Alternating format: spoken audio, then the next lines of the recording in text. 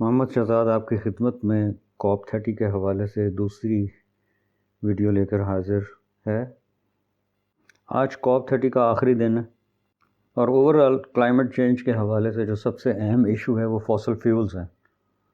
زمینی ایندھن، کوئلہ، تیل، قدرتی گیس، یہ بہت خطرناک ہیں۔ ان کے جلانے سے بہت خطرناک گیسز کا اخراج فضا میں ہوتا ہے، جیسے کاربن ڈائی آکسائڈ اور دوسری گرین ہاؤس گیسز، جو کہ ہیٹ کو ٹریپ کرتی ہیں اور اس سے ہمارا جو پلانٹ ہے وہ گرم ہو جاتا ہے۔ اس پروسیس کو گلوبل وارمنگ کہتے ہیں۔ اور تھوڑا سا بھی اگر ایوریج ٹمپریچر جو زمین کا اگر بڑھ جائے تو بہت سارے مسائل پیدا ہو جاتے ہیں اور ہو رہے ہیں، جیسے طوفان آتے ہیں، گرمی کی لہر، آگ لگ جاتی ہے، سیلاب آتے ہیں، سمندروں کا لیول پانی کا بڑھتا جاتا ہے۔ اس سے یہ کہ جو ممالک ساحل سمندر پہ، سطح سمندر پہ، ان کے ڈوب جانے کا خطرہ ہے۔ پھر خوراک کے مسئلے پیدا ہو جاتے ہیں، water security, food security, air pollution, جیسے کہ فوسل فیول جو ہیں وہ دھواں پیدا کرتے ہیں، اس میں بڑے صحت کے حوالے سے بہت خطرناک کیمیکل ہوتے ہیں، ایستھما جیسی بیماریاں، سانس لینے کی بیماریاں، دل کے مسائل، ایون کہ ماں کے پیٹ میں جو بچہ ہے اس کی صحت کو خطرناک بہت شدید خطرہ ہوتا ہے۔ انوائرمنٹل ڈیمیج علیحدہ ہے، آئل سپل ہو جاتا ہے، آپ کو یاد ہوگا تسمان اسپرٹ والا واقعہ، سمندر کی تہ، سارے جو سمندر کے نیچے جو حیات ہے، مچھلیاں وغیرہ، اس طرح اور بہت ساری چیزیں، ان کو نقصان ہوتا ہے۔ وائلڈ لائف تباہ ہو جاتی ہے، ایکو سسٹم تباہ ہو جاتا ہے، دریا درا سب کچھ تباہ ہو جاتا ہے۔ بہت خطرناک ایشو یہ ہے اور یہ فوسل فیول کی وجہ سے ہوتا ہے۔ اچھا، جب ان کو زمین سے آپ نکالتے ہیں فوسل فیولز کو، ان کی ایکسٹریکشن جو ہے وہ واٹر کو اور زمین کو پولیوٹ کر دیتی ہے، آلودہ کر دیتی ہے۔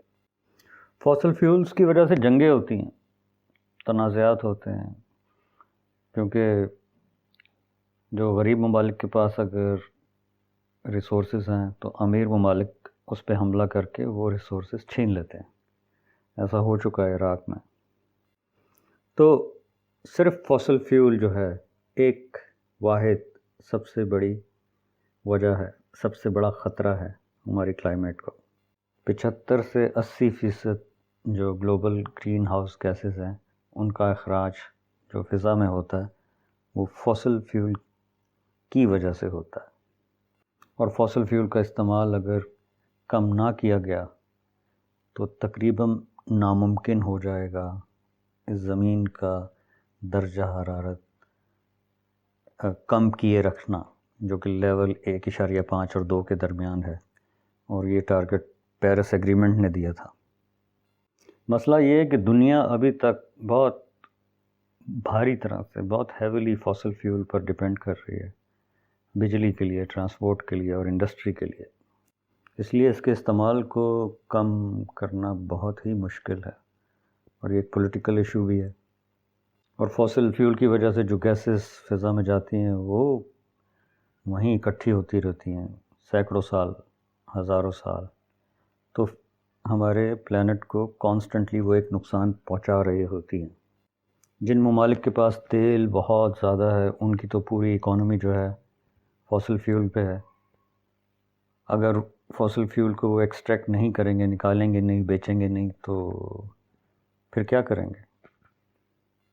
اب رینیویبل انرجی کا انفراسٹرکچر بنانے کے لیے انہیں بہت پیسہ چاہیے، وہ کہاں سے آئے گا؟ ان کا تو رینیویبل انرجی کا کوئی انفراسٹرکچر بھی نہیں ہے۔ اور کچھ سیکٹر تو اتنے ہیوی ہیں، مثلاً ایویشن کا ہے، شپنگ کا ہے، ہیوی انڈسٹری، اس کے لیے تو فوسل فیول پہ انحصار کرنا پڑتا ہے۔ تو اب دنیا 2 گروپس میں ڈیوائیڈڈ ہے۔ ایک تو وہ جو آرام سے بیٹھے ہوئے ہیں، فوسل فیول پہ ڈیپینڈ کرتے ہیں، دوسرے وہ جو اس کی وجہ سے سفر کر رہے ہیں، جیسے موریشیس ہے، مالدیو ہے، ان کو اپنی جان کے لالے پڑے ہوئے ہیں۔ وہ کہتے ہیں یار کچھ کرو، کچھ کرو۔ وہ کہتے ہیں ان ایکشن از میڈنس، کہ اگر آپ کچھ نہیں کریں گے تو یہ ایک پاگل پن ہے. اب برازیل کی انوائرمنٹ منسٹر ہیں مرینا سلوا. اب انہوں نے تمام ممالک پہ زور دیا ہے کہ جی کریج کا مظاہرہ کریں اور فیز آؤٹ کریں، فوسل فیول سے جان چھڑائیں بتدریج، اور ایک روڈ میپ بنائیں کہ کیسے کیا جائے گا.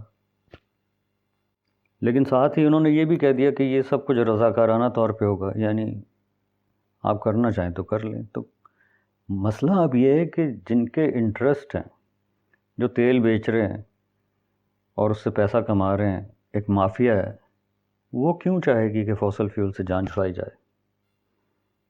برازیل خود نیوٹرل ہے اس معاملے میں، کیونکہ برازیل خود تیل ایکسپورٹ کرتا ہے اور کوئی کمٹمنٹ نہیں کی ہے برازیل نے کہ اس سلسلے میں وہ کیا کرے گا، بس ہوا میں بات ہے.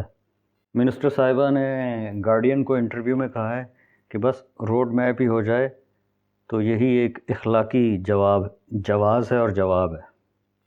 اب 2 سال پہلے یہ جو COP28 ہوئی تھی دبئی میں، اس میں جو ہے اس بات کا جائزہ لیا گیا تھا اور یہ طے پایا گیا تھا کہ فوسل فیول سے آہستہ آہستہ جان چھڑائی جائے گی. لیکن اس کے لیے کوئی ٹائم ٹیبل نہیں دیا گیا، کیسے کیا جائے گا، کب کیا جائے گا، کچھ نہیں تھا ایسا. پھر COP29 آذربائیجان میں ہوئی تھی، وہ خود بہت ڈپینڈ کرتا ہے فوسل فیول پہ اور انہیں ایکسپورٹ بھی کرتا ہے.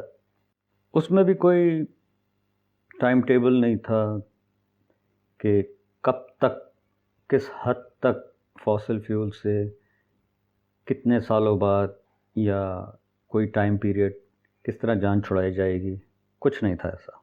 امید تو COP30 سے یہی تھی کہ ایک ایسا فورم ابھر کے آئے گا جو ایک پروسیس کو وضع کرے گا، ایک ٹائم لائن دے گا، ایک گائیڈ لائن دے گا، ایک روڈ میپ دے گا، ٹھوس، جامع، مربوط، کہ ہاں کس طرح دنیا مل کے اپنی ڈپینڈنس فوسل فیول پہ کم کرے گی اور کس ملک کا کیا رول ہوگا. لیکن ایسا کچھ ہو نہیں سکا. مایوس کن بات ہے کہ اس کا کوئی کرائٹیریا بھی نہیں ہے کہ یہ کس بنیاد پر یہ ایک روڈ میپ بنایا جائے گا، اس کے خد و حال کیا ہوں گے.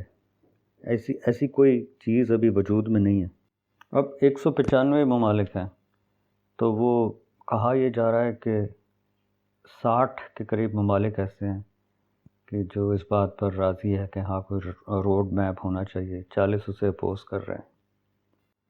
اور جو نکات ہیں تو وہ تو یہی کہہ رہے ہیں کہ سیدھے سیدھے لفظوں میں کوئی حل کوئی نہیں ہے، اور یہ جو 1.5 ڈگری سینٹی گریڈ کا ٹارگٹ ہے یہ اچیو ہونے والا بالکل بھی نہیں ہے. پاناما کے جو کلائمیٹ نیگوشیٹر ہیں خوان کارلوس، انہوں نے تو یہاں تک کافی منہ پھٹ نکلے ہو، یہاں تک کہہ دیا کہ یہ سب گفتگو بالکل بکواس ہے. ہم ہر چیز کے بارے میں بات کرتے ہیں، لیکن فوسل فیول کا جب مسئلہ آتا ہے تو پھر سب خاموش ہو جاتے ہیں. اب دیکھیے امریکہ کتنا بڑا ملک ہے، اور ڈونلڈ ٹرمپ نے حال ہی میں اقوام متحدہ کی جنرل اسمبلی سے جو خطاب کیا تھا تو کہا کہ یہ جو موسمیاتی تبدیلی سے نمٹنے کی جو عالمی کوشش ہے یہ دھوکہ ہے، اور انہوں نے عالمی رہنماؤں سے مطالبہ کیا کہ وہ ان ماحولیاتی پالیسیوں کو مسترد کر دیں. بڑے سخت الفاظ استعمال کیے انہوں نے تو یہاں تک کہا کہ جو رینیویبل انرجی ہے، یعنی یہ جو سولر انرجی ہے یا ہوا کے ذریعے جو توانائی پیدا کی جاتی ہے، یہ بہت مہنگی ہے، بالکل بیکار ہے. یہ پیرس کلائمیٹ ایگریمنٹ کو انہوں نے کہا کہ یہ فیک ہے، جھوٹا ہے. اور ان تمام سائنسدان کو ٹرمپ نے کہا اسٹوپڈ پیپل، کہ جنہوں نے یہ کلائمیٹ چینج کے بارے میں آگاہی پھیلائی ہے، کلائمیٹ چینج کے ایشو کے اوپر کام کیا ہے. کریکٹ ورڈز انگریزی میں یہ تھے کہ predictions about climate change made by the UN and other experts were made by stupid people. اور امریکہ نے COP30 میں شمولیت نہیں کی. قصہ مختصر یہ ہے کہ جو کلائمیٹ کا ایشو ہے اس کا کوئی حل نہیں ہے جب تک فاسل فیول پر انحصار کم نہ کیا جائے. ہمیں رینیویبل انرجی کی طرف آنا پڑے گا، لیکن اس طرف کیسے آئیں گے یہ ایک بہت بڑا مسئلہ ہے. اس میں لوگوں کے مفادات، بہت بڑی بڑی قوتوں کے مفادات اتنے مضبوط ہیں، اتنے زیادہ ہیں کہ اس کا کوئی حل نظر نہیں آتا. کم از کم مستقبل قریب میں تو کوئی نظر نہیں آتا. لیکن اب اس کا یہ مطلب نہیں ہے کہ بات چیت بند کر دی جائے. ہو سکتا ہے COP31، COP32، 33 میں کچھ بہتری آ جائے. بس امید پر دنیا قائم ہے.